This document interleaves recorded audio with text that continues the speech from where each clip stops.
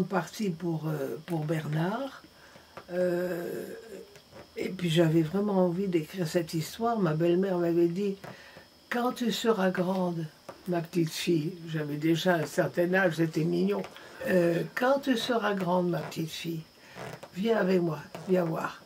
Et elle m'entraîne, et au pied de son lit, il y avait une grande malle.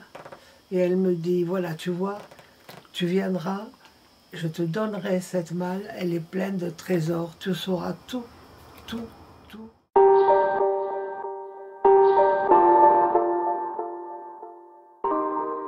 Avec Bernard, on était sidérés de voir tout ça dans cette malle. Vous avez vu tout à l'heure, toutes les cartes postales, toutes les photos, toutes les cartes. Alors il y en a qui fendaient le cœur. La carte avec le numéro d'immatriculation au camp de Saint-Denis de son papa, numéro 108. On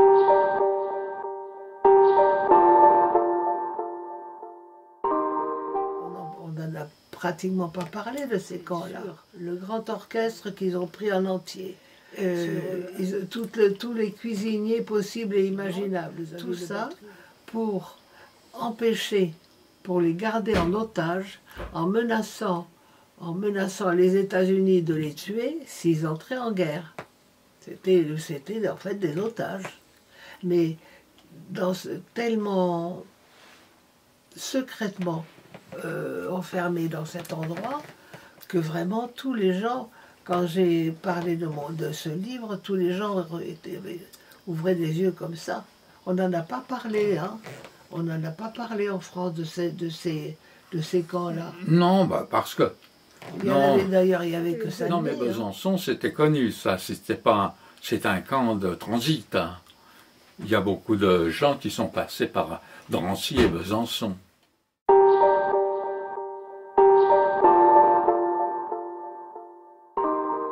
Ils ont toujours été raflés par surprise.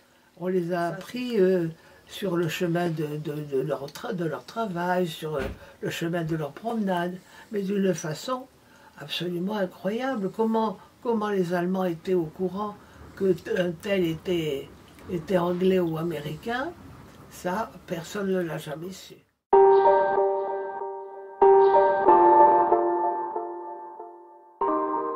Elle s'est complètement affolée parce qu'il maigrissaient. Et donc, elle est arrivée dans le réfectoire, il y avait une assiette de soupe, elle l'a cassée. Et elle a dit, personne ne mangera, puisque mon fils n'a pas assez à manger.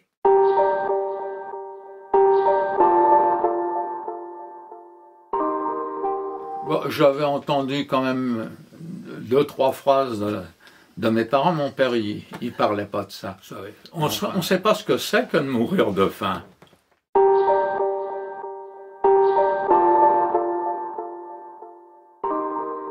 Non, elle m'a rien raconté. Elle m'a dit que d'ouvrir la malle, c'est tout. Elle m'a dit, tu verras, tu vas être bouleversé, tu vas tout savoir.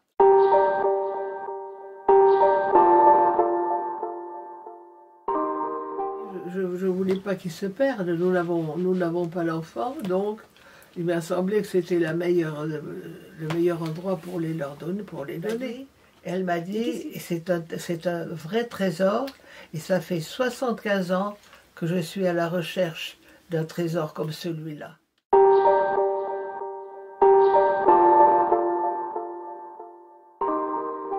Je crois que ce livre est absolument unique de par son sujet, et qu'il y a forcément aux États-Unis des descendants de ces prisonniers américains aux États-Unis aujourd'hui.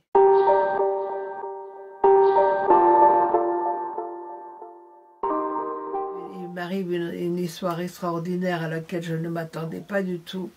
C'est que mon livre va aussi être édité en anglais. Me dire que ces choses complètement inconnues vont quand même maintenant émerger, c'est la meilleure des récompenses.